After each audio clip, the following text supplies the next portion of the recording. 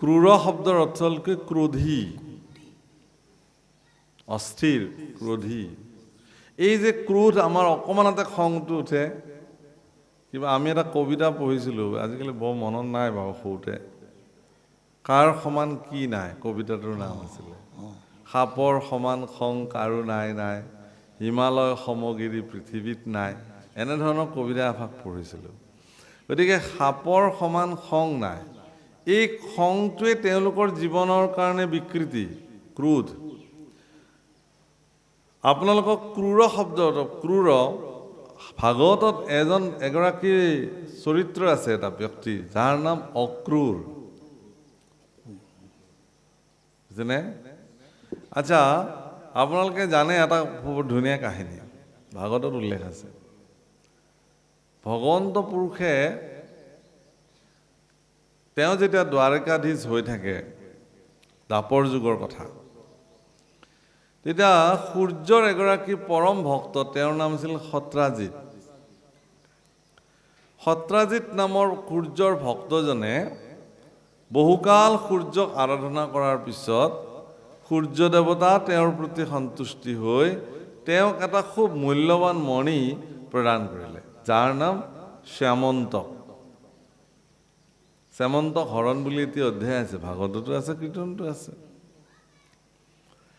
সেই শ্যামন্তক মণিটো যেতিয়া ভগৱান সূৰ্য দেৱতাই তেওঁক প্ৰদান কৰিছিল, সেই শ্যামন্তক মণিটো তেওঁ ঘৰলৈ লৈ আহিছিল। এতিয়া শ্যামন্তক মণিটোৰ ক্ষমতা সম্পৰ্কে শাস্ত্ৰত বৰ্ণন কৰিছে যে জৈত থাকেইতো মণি শ্যামন্ত, নাহিকে দুৰ্ভিক্ষ মাৰি মৰক, ও নাহিকে ব্যাধি ব্যাঘ্ৰ সৰ্প ভয়, একো উপসৰ্গ নোপোজে তয়। য'ত এই মণি থাকিব তাত কোনো ধৰণৰ উপসৰ্গ নজন্মে। উপসৰ্গ শব্দৰ অৰ্থ ইয়াতে কি বুজাইছে?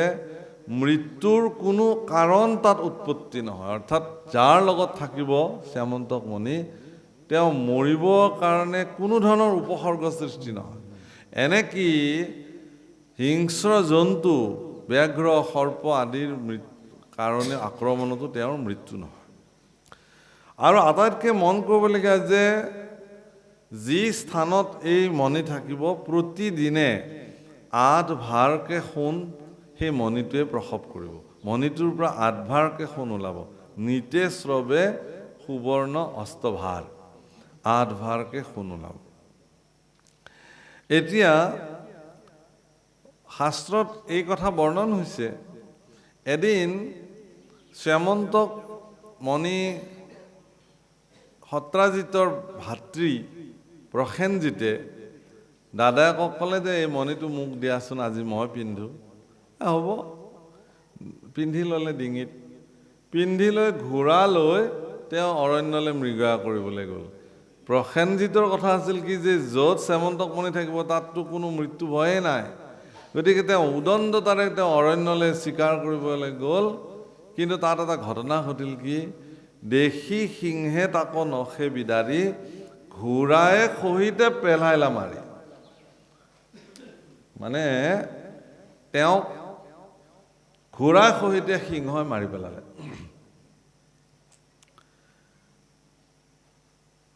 এতিয়া সেই সিংহটোক আকৌ দেখিলে মণিটো লৈ গৈ থকা অৱস্থাত ভালুক এটাই, ঋক্ষৰাজ অৰ্থাৎ জাম্বুৱন্তই দেখিলে। জাম্বুৱন্তৰ লগত আকৌ সিংহৰ যুদ্ধ হ'ল। সিংহক মাৰি সেই জাম্বুৱন্তই মণিটো লৈ নিজৰ গুহালৈকে লৈ গ'ল। নি আৰু তেওঁ দেখিছে ধুনীয়া মণি এটা, নিজৰ জীয়েক জাম্বুৱতীক তেওঁ এইটো খেলিবলৈ দিছে, তই এইটো খেলি থাক। ধুনীয়া বস্তু এটা পালে আমি ল'ৰা ছোৱালীক যে আনি দিওঁ, তেওঁ ইমান মূল্যৱান সূৰ্যৰ মণি শ্যামন্তক তেওঁ নুবুজিলে আৰু নিজৰ ছোৱালীজনীক খেলিবলৈ দিলে, তেওঁ ৰাখি থ'লে। ইতিমধ্যে সেই মণিটোৰ কথা যেতিয়া সমস্ত ভাৰতবৰ্ষত পৰিব্যাপ্ত হৈছিল, দ্বাৰিকাধীশ ভগৱান কৃষ্ণই এই বাৰ্তাটো পোৱাৰ পিছত এদিন সত্ৰাজিতক সুধিবলৈ আহিছিল যে হে সত্ৰাজিত, তোমাৰ হাতত যদি এই মণিটো থাকে, এই মণিটোৱে তোমাক এদিন অহংকাৰী কৰি তুলিব। দৰাচলতে এই মণিটোৰ অধিকাৰী মইহে, মোৰ হাতত দিয়া। সত্ৰাজিতে বোলে কেলে দিম, এইটো মই প্ৰাপ্ত কৰিছোঁ সূৰ্যৰ পৰা, তোমাক কেলে দিম? নিদিলা সত্ৰাজিতে গহ কৰি। মই আজি এই কথাখিনি এইকাৰণে কৈছোঁ যে আৰম্ভণিতে মই এটা কথা কৈছিলোঁ যে মানুহৰ জীৱনত যেতিয়া কিবা এটা বস্তু প্ৰাপ্তি হয়, সেই প্ৰাপ্তিটোৰ ফলত তেওঁৰ যাতে অহংকাৰ সৃষ্টি নহয়, ভগৱান ইয়াৰ কাৰণে সচেষ্ট হয়। সত্ৰাজিতৰ প্ৰতি ভগৱান কৃষ্ণ কৃপাশীল হৈ গ'ল যে সত্ৰাজিতৰ হাতত এইটো থাকিলে সত্ৰাজিতৰ কাৰণে এইটো অহংকাৰৰ পৰিণাম হ'ব। সেইকাৰণে তেওঁ কি কৰিলে, সত্ৰাজিতক সেই অহংকাৰ কুণ্ডৰ পৰা বচাবৰ কাৰণে তেওঁ নিজে আহিলে। কিন্তু সত্ৰাজিতে অহংকাৰ কৰি নিদিলে। এতিয়া যিহেতু তেওঁৰ ভায়েকে সেইটো মানে কি কৰিলে, লৈ গৈ তেওঁ নিজে মৰি থাকিলে, এই কলংকটো ভগৱান কৃষ্ণলৈ গুচি গ'ল। কেনেকে? খুজি নপায় ভাইক মাৰি মণি নীলা হৰি। ভগৱান দ্বাৰিকাধীশ কৃষ্ণই মোৰ মোক খুজিবলৈ আহিলে, মই নিদিলোঁ। মোৰ ভাইটিৰ হাতত পাই ভাইটিক মাৰিলে, মাৰি মণিটো ভগৱান কৃষ্ণই লৈ গ'ল। গতিকে ভগৱান কৃষ্ণ, দৈৱকীনন্দন কৃষ্ণ, দ্বাৰিকাধীশ কৃষ্ণৰ জীৱনত এটা কলংক আহি গ'ল যে তেওঁ খুজি নাপাই পেলাই মাৰি পেলাই লৈ গুচি গ'ল। প্ৰভু, অকল বদনাম আৰু কলংক আমি মানুহবিলাকে যে পাই থাকোঁ, আমিতো বাদেই দিয়ক, স্বয়ং ভগৱান কৃষ্ণ নৰৰূপ ধৰি আহি তেওঁ কলংকৰ পৰা বাচি যাব পৰা নাই। আৰু আপুনি মই কোন কুটা? স্বয়ং কৃষ্ণকে মানুহে কলংক দিয়ে। কৃষ্ণটো বেলেগ কথা, দাপৰ যুগত, কলি যুগত মহাপুৰুষ শ্ৰীমন্ত শংকৰদেৱ গুৰুজনাকো মানুহে কলংক প্ৰদান কৰিছে। মহাপুৰুষ শ্ৰীমন্ত শংকৰদেৱ গুৰুজনাৰ বিয়োগৰ পিছত, বৈকুণ্ঠীৰ পিছত আইৰ কালিন্দীৰ অৱস্থা নাইকিয়া হৈ গ'ল। আই কালিন্দীৰ জীৱনত বৰ আহুকাল সৃষ্টি হৈ গ'ল। মহাপুৰুষৰ ধৰ্মপত্নী, দ্বিতীয় ধৰ্মপত্নী। গতিকে মাধৱ পুৰুষে আই কালিন্দীক গুৰু পত্নী হিচাপে মাতৃবৎ তেওঁৰ শুশ্ৰূষা কৰিলে। তেওঁৰ স্বাস্থ্য বেয়া হৈ গ'ল, বৃদ্ধ অৱস্থা হ'ল। তেওঁক খোৱা ধোৱা, দিয়া থোৱা, শুশ্ৰূষা, মানে মই সৰু উদাহৰণ এটা দিওঁ। যেতিয়া পাটবাউসীত থাকে আই কালিন্দী, তেতিয়া পাটবাউসীৰ কাষেৰে যিটো নৈ বৈ গৈছে জান, তাৰ আগত কিছুমান মানুহে মাছ মাৰে। সেই মাছ মাৰিলে একদম ৰাতিপুৱাই মাছ মাৰে কাৰণে পানীটো ঘেলা হৈ খোদালি দিয়ে নহয়, পানীটো লেতেৰা পানী আহে। গতিকে ৰাতিপুৱা উঠি আই নৈত স্নান কৰিব নোৱাৰা পৰিস্থিতি হ'ল। মাধৱ পুৰুষক খবৰ দিলে, গণকুচিৰ পৰা মাধৱ পুৰুষে গৈ মাধৱ পুৰুষে নিজে তাতে কুঁৱা খান্দিছে, পাত কুঁৱা খান্দি একদম সুন্দৰ পানীৰ ব্যৱস্থা আইক কৰি দিছে। মানে এটা উদাহৰণ মই দিছোঁ। তাৰপিছত দেখিলে যে দূৰ হয় সুন্দৰীৰ পৰা এই মহাপুৰুষ তালৈকে যাবলৈ, সেইকাৰণে আইক আনি সুন্দৰী থানতে, সুন্দৰী দিয়া সত্ৰ, বৰপেটাৰ সুন্দৰী দিয়া সত্ৰত পাটবাউসীৰ পৰা আনি পেলাই মহাপুৰুষে সুৰক্ষিতভাৱে তেওঁ ঘৰ দুৱাৰ সাজি দিলে। নিজ হাতে আইক পালেং সাজি দিছিলে মহাপুৰুষ মাধৱদেৱে। আজিও তেওঁৰ হাতেৰে সজাই দিয়া পালেংখন আজিও বৰপেটাত সুন্দৰী দিয়া সত্ৰত সংৰক্ষিত হৈ আছে, আইৰ কালিন্দীৰ যিভাগ পালেং।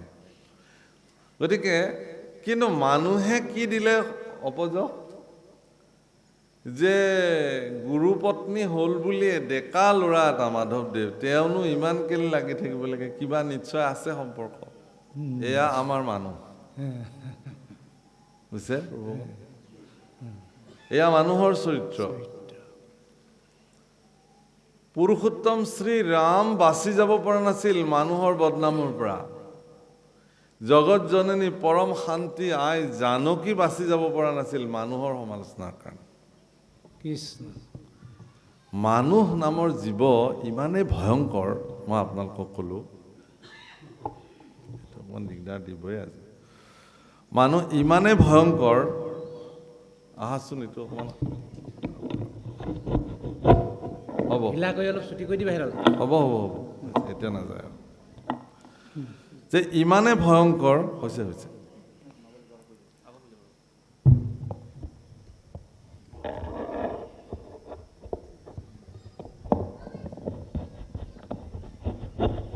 ইফালে নিদিবা তুমি বুজি পোৱা নাই কথাটো তাৰ বেলেঞ্চ ছুটি কৰি দিয়া সেইডাল ছুটি কৰি দিয়া কৃষ্ণ নহয় মই মাজে মাজে মানুহটো অকণমান কঁকাল বিষায় কাৰণে ইফাল সিফাল কৰি আছোঁ উঠাই ল'ব লাগে সেইটো আৰু তুমি ফিক্স কৰি থৈ গ'লে কেনেকৈ হ'ব কৃষ্ণ তে প্ৰভুসকল কৃষ্ণ মই ক'ব খুজিছোঁ কোনটো যে কলংকৰ পৰা হাত সাৰিব আপুনি নোৱাৰে এগৰাকী মহান পুৰুষে লিখি থৈ গৈছে এটা বাণী যে তুমি বৰফৰ দৰে শুভ্ৰ আৰু নিষ্কলংক হ'লেও কেতিয়াও নিন্দাৰ পৰা তুমি হাত সাৰিব নোৱাৰা কি বুলি কৈছে আপুনি যদি বৰফৰ দৰে শুভ্ৰ আৰু নিষ্কলংকও হয় তথাপিও আপুনি মানুহৰ নিন্দাৰ পৰা হাত সাৰিব নোৱাৰে কাৰণ এজন মানুহে এবাৰ এগৰাকী খুব শক্তিশালী গুৰু মলুক পীঠাধীশ্বৰ আচলতে তেওঁ পৰম শক্তিশালী গুৰু আছিলে এজন ব্যক্তি আহিলে তেওঁৰ পৰা আশীৰ্বাদ ল'বলৈ বোলে মোৰ ল'ৰাটোৰ ভাল হওক মোৰ অমুকৰ ভাল হওক মোৰ পত্নীৰ মনটো ভাল হওক মোৰ ওচৰ চুবুৰীয়াৰ মন ভাল হওক আপুনি আশীৰ্বাদ কৰক বোলে কেলৈ আশীৰ্বাদ কৰিম তুমি নিজৰ মনটো ঠিক কৰিবলৈ আগতে আশীৰ্বাদ লোৱা তেতিয়া আশীৰ্বাদটো দিম অৰ্থাৎ মই নিজে ঠিক হ'ব লাগিব তাৰপিছত মই আনৰ কথা ভাবিব পাৰিম গতিকে কৃষ্ণকো কলংক প্ৰদান কৰিলে প্ৰভুসকল যে তেওঁ মাৰি পেলাই লৈ গ'ল এটা হত্যাৰ কলংক ভগৱান কৃষ্ণক যেন প্ৰদান কৰিলে ভগৱান কৃষ্ণই বোলে না মই এই কলংকটোতো মোচন কৰিব লাগিব সেই বুলি তেওঁ বিচাৰি গ'ল অৰণ্যলৈ গৈ দেখে যে প্ৰসেনজিৎ মৰি আছে ঘোঁৰাটো মৰি আছে কিছু দূৰ গৈ দেখিলে যে সিংহ এটা মৰি আছে সিংহই মাৰিছে যুদ্ধ হৈছে সিংহৰ লগত সিংহও মৰি আছে সিংহৰ লগত আকৌ ভালুকৰ যুদ্ধ হৈছে ভালুকৰ খোজ বিচাৰি বিচাৰি গৈ তেওঁ গুহা এটাৰ সন্মুখ পালে আৰু সেই গুহাৰ ভিতৰত তেওঁ প্ৰৱেশ কৰি ভালুকক দেখিলে আৰু ঋষৰাজ জাম্বুবন্তক দেখিলে আৰু জাম্বুবন্তৰ লগত তেওঁৰ যুদ্ধ হ'ল 28 দিন যুদ্ধ হৈছে ভাগৱতত লিখিছে গতিকে 28 দিন যুদ্ধৰ অন্তত সৰ্বশৰীৰ বিষ যন্ত্ৰণাৰে জৰ্জৰ হৈ জাম্বুবন্তই ভগৱান শ্ৰীকৃষ্ণৰ চৰণত পৰি প্ৰণাম জনাই কৈছে যে হে প্ৰভু তুমি মোৰ প্ৰভু ৰাম হ'ব লাগিব কাৰণ মোক ৰামৰ বাহিৰে পৃথিৱীত কোনো এজন পুৰুষ নাই যিজনে মোক পৰাস্ত কৰিব পাৰে তেতিয়া ভগৱান শ্ৰীকৃষ্ণই ক'লে এৰা হয় মই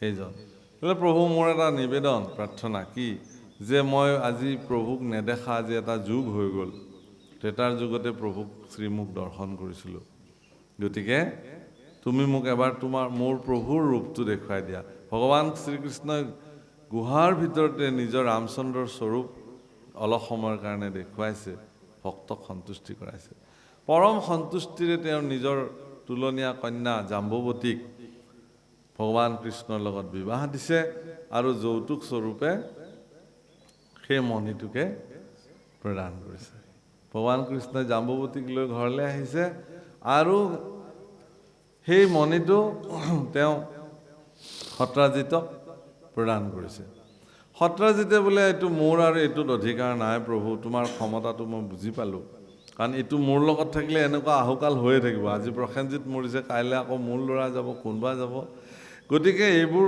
মই ৰাখিব খোজা নাই তোমাকে মই অৰ্পণ কৰিলোঁ ভগৱান কৃষ্ণ কৈছে মোক আৰু নালাগে মই তোমাৰ বস্তু তোমাক খুজিব আহিছিলোঁ তুমি নিদিলা গতিকে তুমি এইটো লোৱা নিজৰ জীয়েকক বিয়া দিছে দি তেওঁ সেইটো উপহাৰ দিছে তেতিয়া ভগৱানে কৈছে যে ঠিক আছে বাৰু কিন্তু পৰৱৰ্তী সময়ত সেই মণিটো মই সেই কথাটোৰ কাৰণে বিষয়টো আনিছিলোঁ সেই মণিটো শ্যামন্তক মণিটো কাৰ হাতত থাকিলে জানে অক্ৰূৰৰ হাতত থাকিলে আচলতে শ্যামন্তক মণিটোৰ শব্দটো হ'ল নাম ঈশ্বৰৰ নাম শ্যাম অন্ত, য'ত ভগৱান কৃষ্ণ সমাহিত হৈ থাকে।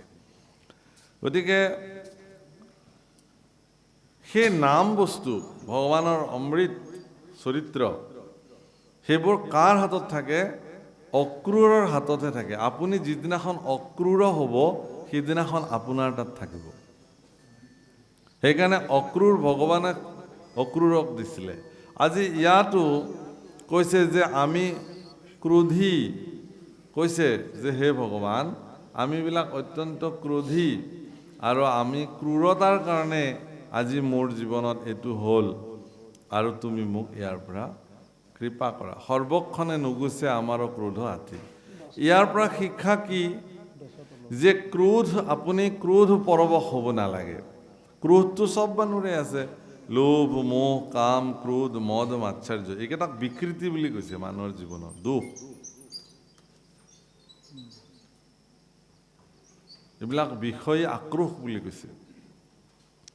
গতিকে ক্ৰোধ পৰৱশ, আপুনি আপোনাৰ দৈনন্দিন জীৱনত যদি ক্ৰোধক আপুনি নিয়ন্ত্ৰিত কৰিব নোৱাৰে, তেতিয়াহ'লে কিন্তু সেই ক্ৰোধে আপোনাক এই বিপদত পেলাব। আৰু হয়ো, ক্ৰোধেই মানুহক বিপদত পেলায়। আপুনি চাব, আপোনাৰ যেতিয়া ক্ৰোধ উঠিব, খং উঠিব, এজন ব্যক্তিৰ যেতিয়া ক্ৰোধ উঠে, তেতিয়া তেওঁ হিতাহিত জ্ঞান হেৰুৱাই পেলায়। অৰ্থাৎ সুস্থিৰভাৱে ভাবিব পৰাৰ ক্ষমতাটো তেওঁৰ নাইকিয়া হৈ যায় সেইখিনি সময়। মই সেইকাৰণে কয় বহুতে, বেয়া নাপাব দেই, মোৰ খং উঠি গ'ল, মই ভাবিবই নোৱাৰিলোঁ কি কৰিব লাগিব, বেয়া নাপাব। পিছত অনুশোচনা যেতিয়া কৰে, বেলেগ সেইটো কথা কয়। আজি সেই একেখিনি কথাকে কোনে কৈছে? কালি নাগে কৈছে যে মোক ক্ৰোধৰ বশৱৰ্তী হৈ কৰিলোঁ আপোনাৰ অপকাৰ, গতিকে মোক তুমি ক্ষমা কৰিব লাগে প্ৰভু।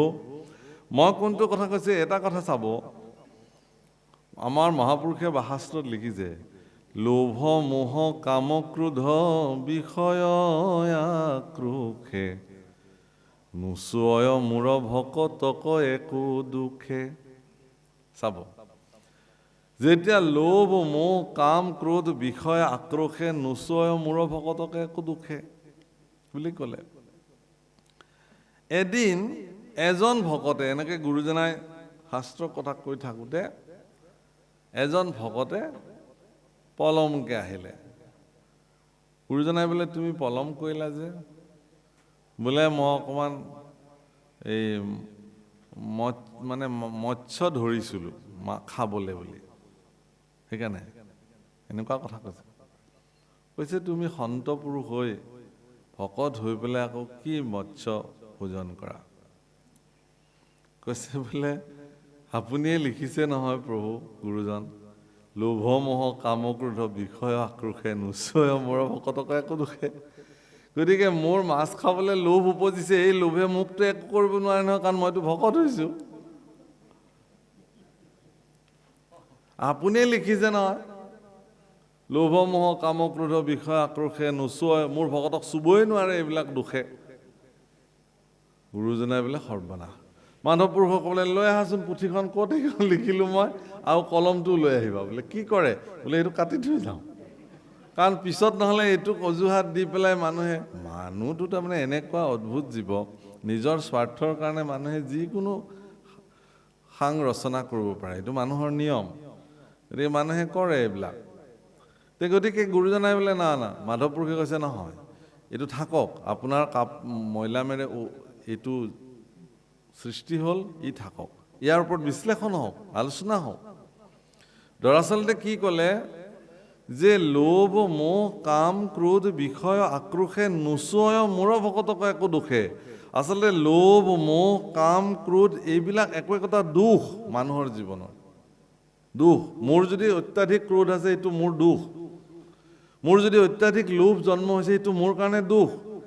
এনেধৰণৰ সামাজিক বিকাৰবিলাক, শাৰীৰিক বিকাৰবিলাক, দুখবিলাকে মোৰ ভক্তসকলৰ শৰীৰ স্পৰ্শই নকৰে।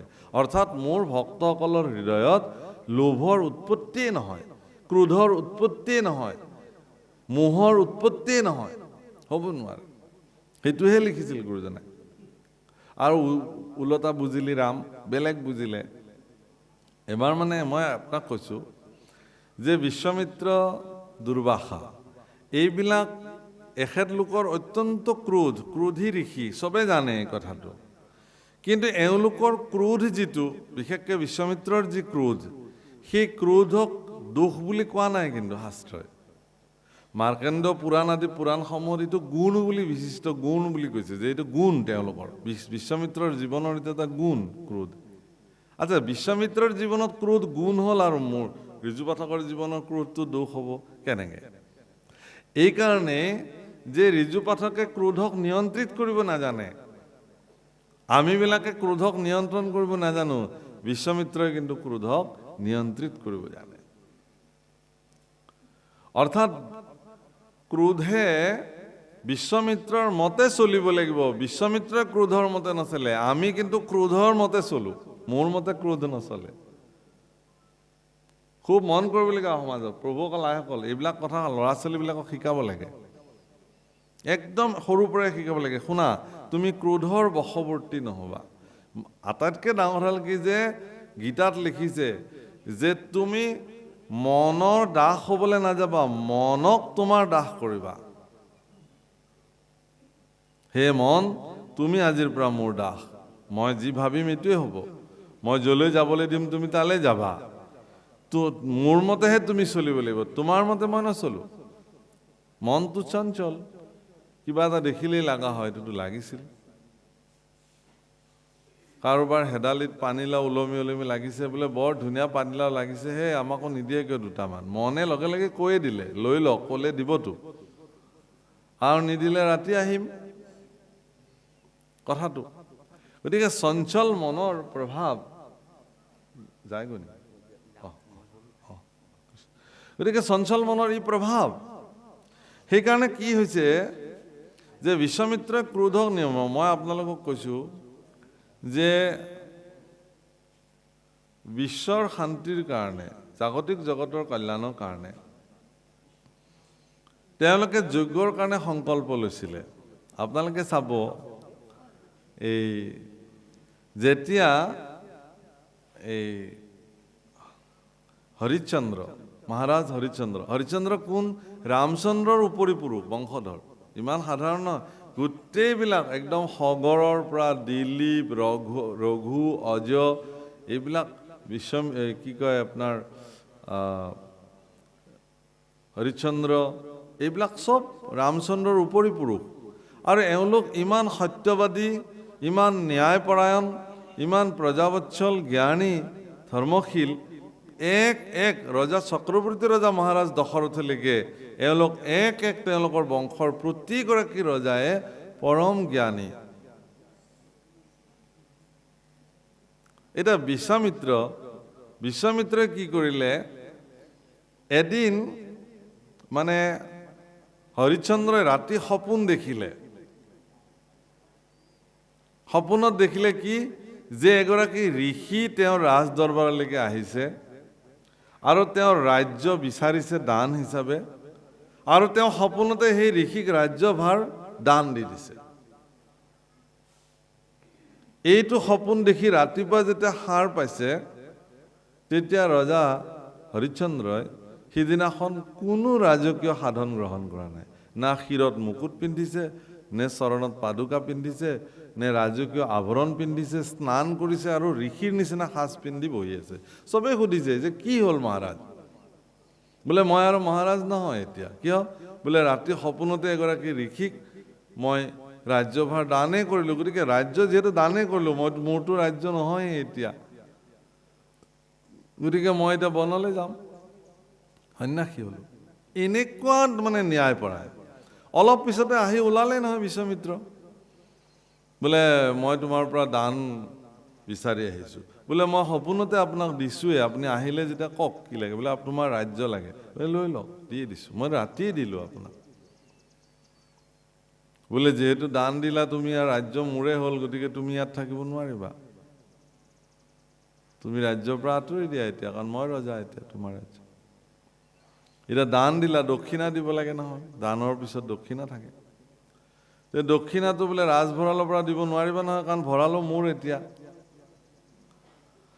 গতিকে দক্ষিণা দিয়াৰ সময় ল'লে তেওঁ, আৰু পুত্ৰ ৰোহিদাস পত্নী সব্যাক লগত লৈ তেওঁ ৰাজ কাৰেঙৰ পৰা মোহ সমস্ত পৰিত্যাগ কৰি ৰজা হৰিশ্চন্দ্ৰ ওলাই আহিলে। পৰীক্ষা আৰম্ভ হৈ গ'ল। প্ৰভুসকল, পৰীক্ষা ভগৱানে চবকে নলয়। পৰীক্ষা সেইসকলক লোৱা হয় যাৰ পৰীক্ষা দিয়াৰ যোগ্যতা আছে। আপোনাক যদি ভগৱানে পদে পদে পৰীক্ষা লৈছে, তেতিয়াহ'লে আপুনি জানিব যে সেই পৰীক্ষা লোৱাৰ যোগ্যতা ভগৱানে আপোনাক ৰাখিছে, সেইকাৰণে আপুনি পৰীক্ষাৰ অৱতীৰ্ণ হৈছে বাৰে বাৰে। গতিকে হৰিশ্চন্দ্ৰ এনেকুৱা অৱস্থা হ'ল গৈ গৈ যে তেওঁ পুত্ৰ বিক্ৰী কৰিবলগীয়া হ'ল, পত্নীক বিক্ৰী কৰিবলগীয়া হ'ল, নিজেও চণ্ডালৰ ডোমৰাজৰ ওচৰত, চণ্ডালৰ মুৰব্বীৰ ওচৰত নিজক বিক্ৰয় কৰিলে। ক'লে যে তুমি কিন্তু আজিৰ পৰা শৱদাহ কৰিব লাগিব। বোলে হ'ব, মালিকে যি আজ্ঞা কৰে দাস সেইটো কৰিবই লাগিব। গতিকে চক্ৰৱৰ্তী ৰজা হৰিশ্চন্দ্ৰ আহি এখন শ্মশানত শৱদাহ কৰিবৰ কাৰণে থাকিলে। এনেহেন ঈশ্বৰৰ ইচ্ছা। পিছদিনা ৰাতিপুৱাই দেখিলে যে এগৰাকী নাৰীয়ে এটি শিশু সৰ্পৰ দংশনত মৃত্যু হোৱা শিশু এটা শ্মশানত লৈ আহিছে। হৰিশ্চন্দ্ৰই দেখিলে যে তেওঁৰ পুত্ৰই সেইটো ৰহিদাস, আৰু পত্নীগৰাকী বেলেগ নহয়, তেওঁৰে ধৰ্মপত্নী মহাৰাণী সব্যা, যাৰ গাত ফটা চিটা কাপোৰ, শাৰীখনো মানে ভাল নহয়। কিন্তু ইমানেই ন্যায়পৰায়ণ, ইমানেই সত্যবাদী, ইমানেই তেওঁ নীতি, তেওঁ সব্যাক কৈছিলে যে হে দেৱী, তোমাৰ পুত্ৰক যদি মই ইয়াতে দাহন কৰিব লাগে, তেতিয়াহ'লে শ্মশানৰ যিটো কৰ টেক্স দিব লাগে সেইটো তুমি মোক দিব লাগিব। সব্যাই কৈছে হ'ব মহাৰাজ, আৰু বহুত হৈ গ'ল, আৰু কিমান তুমি কি কৰা? তোমাৰ পুত্ৰ তুমি চিনি পোৱা নাই নেকি ৰহিদাসক? মই তোমাৰ পত্নী সব্যা, মোক তুমি চিনি পোৱা নাই নেকি মহাৰাজ? কৈছে চিনি পাইছো, কিন্তু মই কৰ্তব্যত বন্দী, বাক্যত বন্দী। কাৰণ মই কোনোবা মালিকৰ অধীনৰ এজন কৰ্মচাৰীয়ে, দাস। আজি মোৰ এইখন শ্মশান মোৰ নহয়। ইয়াৰ যিটো শ্মশানৰ যিটো নিয়ম, সেইটো নিয়ম পালিবই লাগিব। বাৰাণসীত আজিও বিশ্বনাথ মন্দিৰৰ ঘাটত আপোনালোকে গ'লে দেখিব, যিখন শ্মশান য'ত শৱ দাহ হোৱাটো মহাপুণ্য বুলি ধৰা হয়, সেই শ্মশানখনৰ নাম আজিও হৰিশ্চন্দ্ৰ শ্মশান। য'ত মৰিবলৈ মানুহ যায়, যে সেই শ্মশানত যদি দাহ হৈ যায় জীৱন মুক্ত হৈ যায় বুলি কয়। কাশীত মৰিলে মানুহ মোক্ষপ্ৰাপ্তি হয় পোনে পোনে, এই বুলি বিশ্বাস আছে। গতিকে সেই ৰজা হৰিশ্চন্দ্ৰই যেতিয়া ক'লে টেক্স দিব লাগিব, তেতিয়া সব্যাই ক'লে যে মোৰ হাতত একোৱেইটো নাই, এই পিন্ধি থকা শাৰীখনৰ বাহিৰে আৰু একো নাই। গতিকে মই মোৰ শাৰীখনৰ এটা আঁচল ছিঙি পেলাই তোমাক টেক্স হিচাপে মই শ্মশানৰ টেক্স হিচাপে কিবা এটাতো দিব লাগিব, দিয়া, তাকেই দিয়া। যেতিয়া এগৰাকী নাৰীয়ে নিজৰ চাদৰৰ আঁচল ছিঙিবলৈ প্ৰস্তুত হৈছে, সমস্ত পৃথিৱী কম্পমান হৈ গৈছে। এইটোতো হ'ব নোৱাৰিব। স্বয়ং লক্ষ্মী ভগৱান কৃষ্ণৰ প্ৰতি কৈছে যে প্ৰভু এইটো হ'ব নোৱাৰিব। কিন্তু এগৰাকী নাৰীৰ জীৱনৰ লজ্জা ঢাকিবলৈ যিখিনি সাধাৰণ বস্ত্ৰ তেওঁৰ শৰীৰত আছে, তাকো যদি তেওঁ ছিঙিবলগীয়া হয়, ইমান পৰীক্ষাৰ প্ৰয়োজন আৰু নাই। তৎক্ষণাৎ ব্ৰহ্মা বিষ্ণু মহেশ্বৰ সমস্ত গন্ধৰ্ব কিন্নৰ দেৱতা স্বয়ং বিশ্বমিত্ৰ সেই স্থানত তৎক্ষণাৎ উপস্থিত হৈছে।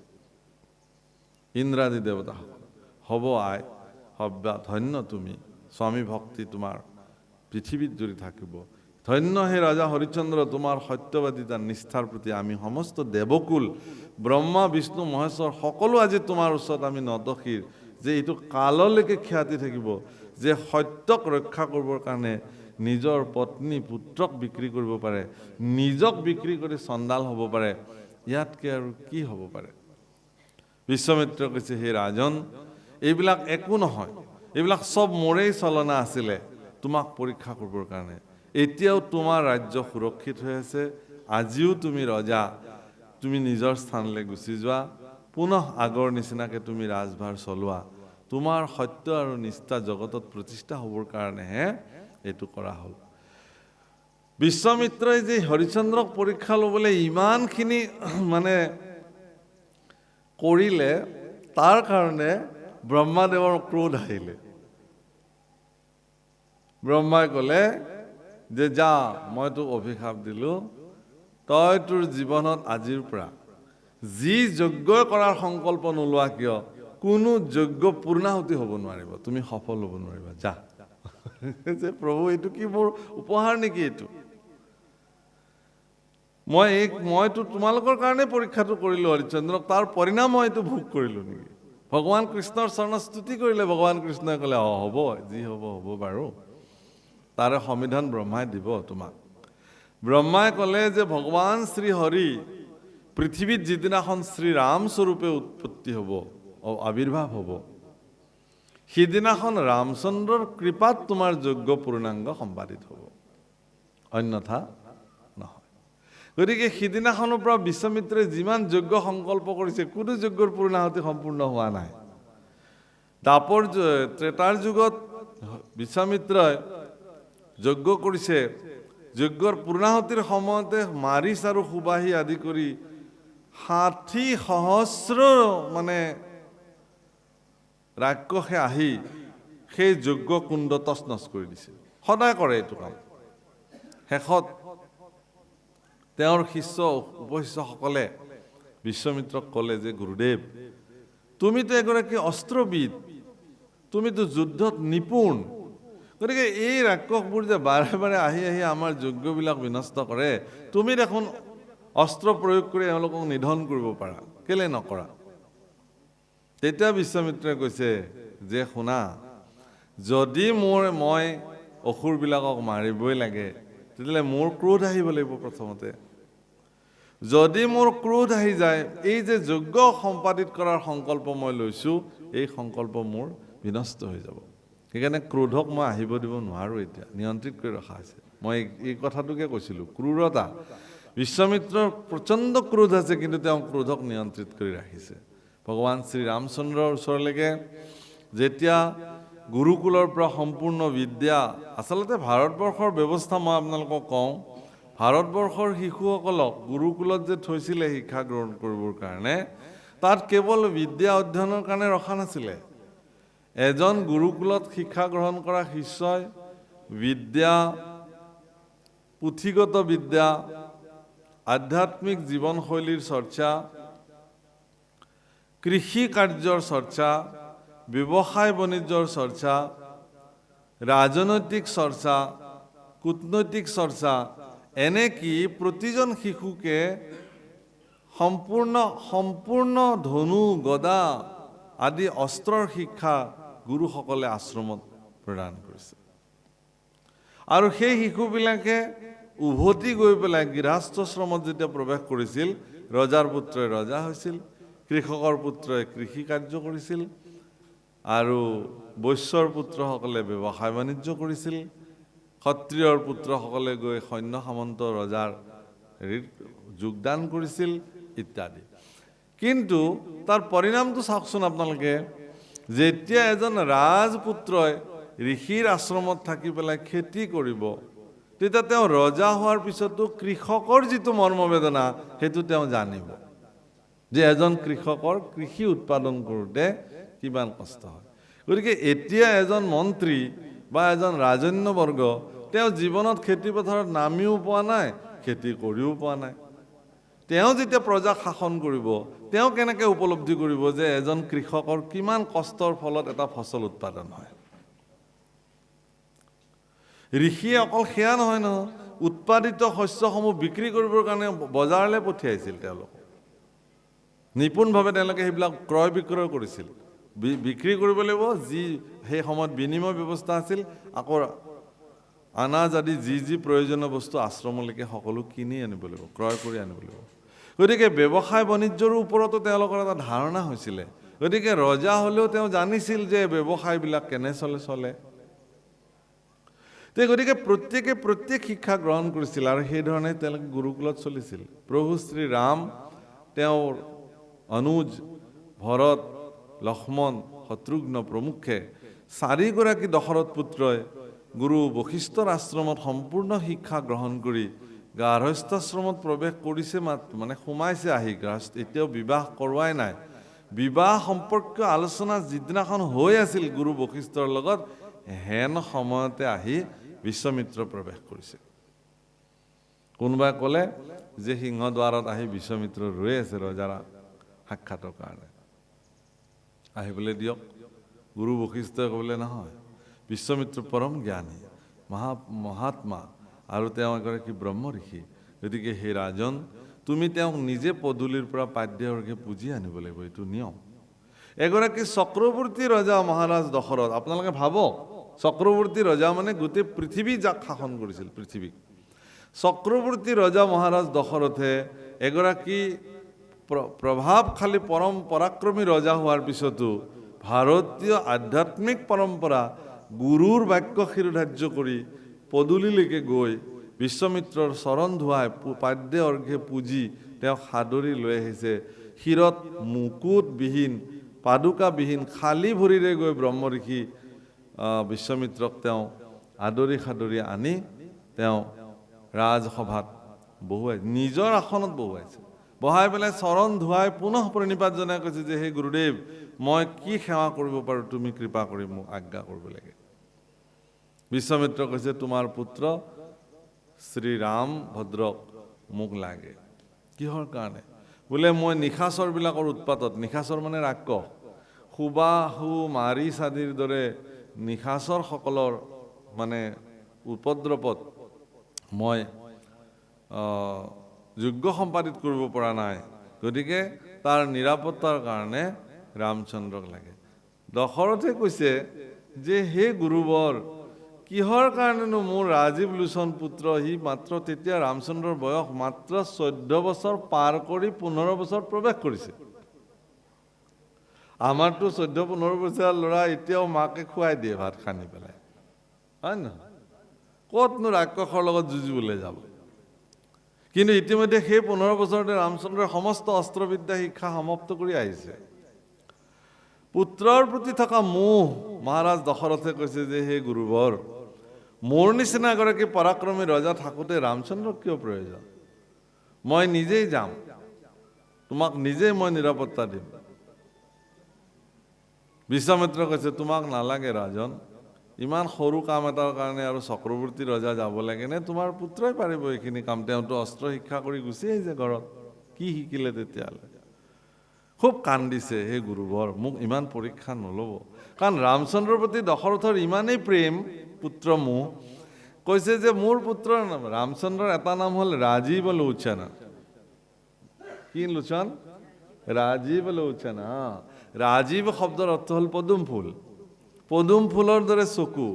নৱকঞ্জ লোচন কঞ্জ মুখ কৰ কঞ্জ পদ কঞ্জাৰুণম। কঞ্জ লোচন মানে পদুম ফুলৰ দৰে চকু, ৰাজীৱ লোচন। দশৰথে কৈছে যে পদুম ফুলবিলাক যেনেকৈ সূৰ্যাস্তৰ লগে লগে জাপ খাই যায়, মোৰ পুত্ৰও সন্ধিয়া সোনকালে শুই দিয়ে, তাৰ ৰাজীৱ লোচন জাপ খাই যায়। ৰাক্ষসবিলাকতো ৰাতি ৰাতিহে আহে, নিশাচৰ, সিহঁতেতো নিশাই, দিনততো ৰাক্ষস নাহে নহয়। গতিকে যিটো পুত্ৰ মোৰ ইমান আৰামত ইমান দিন গুৰু আশ্ৰমত কেনেকৈ থাকিল, আহি 2 দিন হৈছিল মাত্ৰ ঘৰ পোৱা, অকণমানতো আৰাম খাবলৈ দিয়ক, অকণমান সিহঁতক ৰাজভোগ খাবলৈ সময় লাগে। সোনকালে শুৱে, মাকে বুকুত সাৱটি এতিয়াও শুৱে তাৰ লগত কৌশল্যাই। কেনেকৈ সি গোটেই ৰাতিটো ৰাক্ষসৰ লগত যুদ্ধ কৰিব? এটা কথা মন কৰিব, ইমানখিনিৰ পিছতো কিন্তু বিশ্বমিত্ৰৰ ক্ৰোধ অহা নাই। ৰামচন্দ্ৰ জগতৰ ঈশ্বৰ এই কথা বিশ্বমিত্ৰে জানে, গুৰু বশিষ্ঠই জানে, কিন্তু দশৰথে নাজানে। জানে যদিও নাজানে, কাৰণ ৰামচন্দ্ৰৰ জন্ম কোনো জনি সম্ভৱা নহয়, যজ্ঞত যাৰ জন্ম হৈছে, যজ্ঞৰ চৰুৰ পৰা পায়স যি উৎপন্ন হৈছিল, পায়স গৰ্ভস্থ কৰি ভগৱান ৰামচন্দ্ৰৰ উৎপত্তি হৈছে। স্বয়ং ভগৱান নিজেই ৰামচন্দ্ৰৰ ৰূপে জগতত আহিছে। গতিকে ৰামচন্দ্ৰৰ প্ৰতি যে ইমান মোহ, তাকে দেখি ব্ৰহ্ম ঋষি বিশ্বমিত্ৰৰ মনত খুব আনন্দ জাগিছে। আহা হা, মোৰ প্ৰভুক ইমান ভাল পায়, প্ৰভুৰ প্ৰতি ইমান স্নেহ, সেইটো কাৰণে ভালে লাগিছে।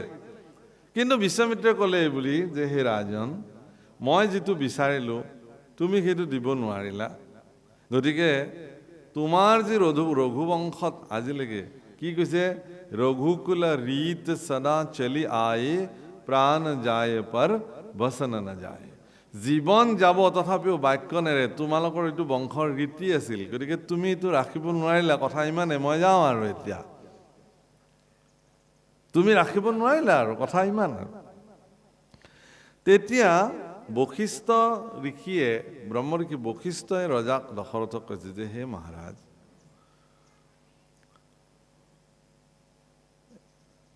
মানে সংকট আৰু সন্ত শব্দটো মনত ৰাখিব আপোনাৰ জীৱনলৈ সংকট বিপদ এইটো কাকো নোকোৱাকে আহে আৰু সন্তবিলাকো ঘৰলৈ কাকো নোকোৱাকে আহে এই দুটাই আহে কিন্তু সংকট আপোনাৰ জীৱনৰ বিপদ ঘণ্টা বজাবলৈ আহে কিন্তু সন্তই সেই বিপদৰ সমাধান লৈ আপোনাৰ ঘৰলৈ আহে পাৰ্থক্য ইমানেই আপোনাৰ ঘৰলৈ যদি কেতিয়াবা হঠাৎ নোকোৱা নিমিলাকে যদি এজন সাধু পুৰুষৰ কেনেবাকৈ আৱিৰ্ভাৱ হৈছে আহি ওলাইছে ভকত এজন জানিব যে আপোনাৰ গৃহৰ সকলো অপায় মংগল দূৰ কৰিবলৈ সন্ত আহি প্ৰদান কৰিছে সেইকাৰণে সন্তক পদূলিতে চৰণ ধুৱাই পাদ্যে অৰ্ঘ্যে পূজি তেওঁক গৃহাগত কৰি আনি আসন ভূষণ দিয়াই সেৱা সফুৰা প্ৰাৰ্থনাৰে তেওঁক কুশল বাৰ্তা পুচিব লাগে আৰু যিমান পৰা যায় সিমান সেই ধৰণে তেওঁক আপ্যায়ন কৰি তেওঁক সুধিব লাগে যে হে প্ৰভু কি কাৰণত আজি আমাৰ গৃহত আপোনাৰ পদাৰ্পণ আচলতে আমি পৰিয়ালটো আজি আপোনাৰ পদাৰ্পণে ধন্য হ'লোঁ কৃপা কৰি কি আজ্ঞা আছে আমাক কৰিব লাগে আজ্ঞা সন্তসকলক সন্তুষ্টি কৰিব লাগে সেৱা সৎকাৰেৰে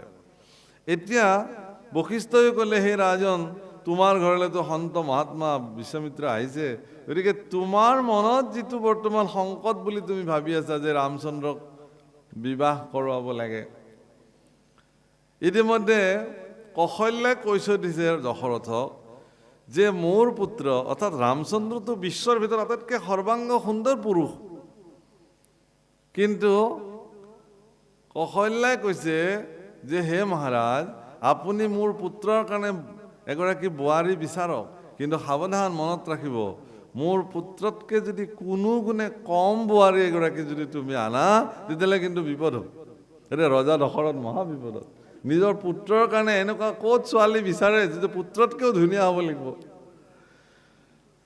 জনক নন্দিনী সীতা যিদিনাখন ৰামচন্দ্ৰৰ কাৰণে বিবাহ উপযুক্ত কাৰণে তেওঁলোকৰ কাৰণে কথা হৈছিল হৰধনু ভাঙি যিদিনাখন ৰামচন্দ্ৰই তেওঁক বিবাহৰ পাশত আবদ্ধ কৰিছিল সীতাৰ সম্পৰ্কে যেতিয়া কথা শুনিছিল কমল নয়নী সীতা তেওঁৰ চৰণ পংকজ পদুম ফুলৰ পাহিতকৈও সুকোমল আছিল এই বাৰ্তা যিদিনাখন শুনিছিল তেতিয়া কৌশল্যা সুমিত্ৰা আৰু কৈকেয়ী কি কৰিছিল জানে সমগ্ৰ ৰাজকাৰেং আচৰিত লাগে বাল্মীকি ৰামায়ণত উল্লেখ আছে সমগ্ৰ ৰাজকাৰেং যিফালে যিফালে তেওঁলোকৰ বোৱাৰী সীতা যাব সেইফালে পদুম ফুল পূৰ্ণ বিকশিত পদুম ফুলৰ ওপৰত যিখিনি ৰেণু থাকে হালধীয়া হালধীয়া বগা বগা সেই ৰেণুবিলাক পাৰি পাৰি থৈ দিছিল যাতে সীতাৰ সুকোমল চৰণে কষ্ট নাপায় এগৰাকী শাহুৰ বোৱাৰীৰ প্ৰতি হেৰি চাওক ভাৰতবৰ্ষৰ ঘটনা কৰিছিলে সেইধৰণে আয়োজন কৰিছিলে এটা সংকল্প লৈছিলে এখন যজ্ঞ কৰাৰ কাৰণে আৰু সেই সংকল্পত গুৰু বশিষ্ঠই কৈছিলে যে এগৰাকী অক্ষয় বন্তি জ্বলাব লাগিব আৰু সেই অক্ষয় বন্তিগৰাকী ৰাজনন্দিনী সীতাই সেই অক্ষয় বন্তিগৰাকীৰ দায়িত্ব ল'ব লাগিব তেওঁ তেল শেষ হ'লে ঘি শেষ হ'লে দিব লাগিব শলিতা আগবঢ়াই দিব লাগিব এইখিনি দায়িত্ব তেওঁ ল'ব লাগিব যজ্ঞ যেতিয়ালৈকে শেষ নহয় ৰামচন্দ্ৰই ক'লে হ'ব দশৰথেও ক'লে হ'ব কৌশল্যাই ক'লে কেনেকৈ হ'ব যি হয় তাকে হ'ব ৰাজ্য য'ত ভাঙি চিঙি যায় নষ্ট হয় কোপত পৰে যি হ'ব তথাপিও মোৰ বোৱাৰীক মই এই অক্ষয় বন্তিগৰাকীৰ তাপত তাপিত হ'বৰ কাৰণে দিব নোৱাৰোঁ ইমান মৰম ইমান স্নেহ শাহুৰ বোৱাৰীৰ প্ৰতি মই এনেই কোৱা নাই এইখিনি কথা সমাজলৈ মই এই বাৰ্তাটো এনেই এৰা নাই গতিকে এয়া আমাৰ সমাজত প্ৰবৃত্তি বাৰু যিয়ে নহওক ৰামচন্দ্ৰক ক'লে এই বিশ্বামিত্ৰই ক'লে দশৰথক যে হে মহাৰাজ এই যে বিশ্বামিত্ৰ আহিছে তেওঁ আচলতে এটা শুভ বাৰ্তা লৈ আহিছে আপুনি নিশ্চিন্ত থাকক ৰামচন্দ্ৰৰ কল্যাণৰ কাৰণে তেওঁ আহিছে মানে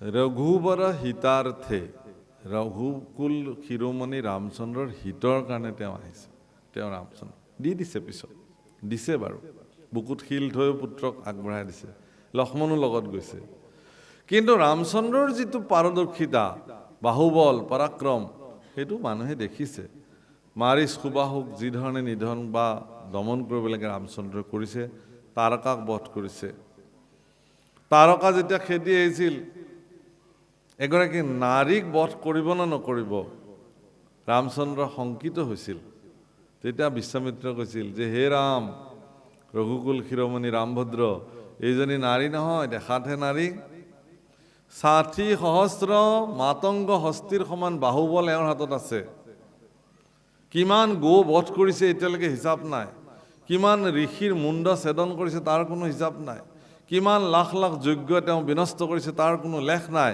গতিকে তুমি চিন্তা কৰিব নালাগে তুমি তেওঁক নিধন কৰা গুৰু আজ্ঞা লৈ তাৰকাক বধ কৰিছে ৰামচন্দ্ৰ গতিকে যি কি নহওক প্ৰভুসকল কথাটো মই কোনটো ক'ব গৈছিলোঁ যে ক্ৰোধতা ইয়াক নিয়ন্ত্ৰণৰ ভিতৰত বিশ্বামিত্ৰই ৰামচন্দ্ৰৰ দ্বাৰা ৰাক্ষসকুল নিধন কৰি নিষ্ক্ৰোধী হিচাপে অক্ৰূৰ হিচাপে ক্ৰোধহীনভাৱে ভগৱানৰ যজ্ঞ সম্পাদিত কৰিছিল আপুনিও যেতিয়ালৈকে ক্ৰোধক নিজৰ নিয়ন্ত্ৰণত ৰাখিব নোৱাৰে ঈশ্বৰ ভক্তি কৰাটো ইমান সহজ নহয় ক্ৰোধী লোকে ভগৱান বুজিব নোৱাৰে